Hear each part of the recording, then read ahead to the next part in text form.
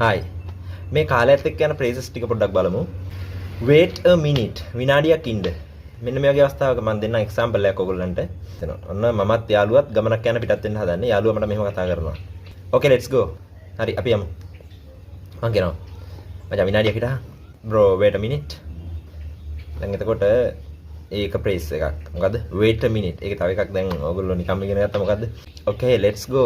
හරි අපි යමු. ඒ තව phrase එකක් හරිනේ.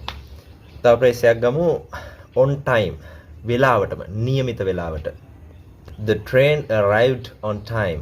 කෝච්චිය නියමිත වෙලාවට ළඟා වුණා. How if the train arrived in time? කෝච්චිය වෙලාවට කලින් આવොත් කොහොමද? In time වෙලාවට කලින් නියමිත වෙලාවට කලින්. The train arrived in time. The bus arrived in time. Bus එක වෙලාවට කලින් ආවා. ඒ වගේ එකක්. Just now මේ දැන්. Just now මේ දැන්. Do it just now.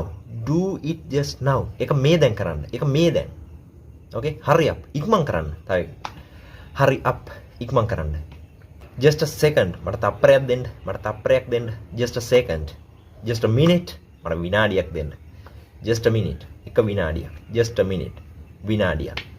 So, follow me for more.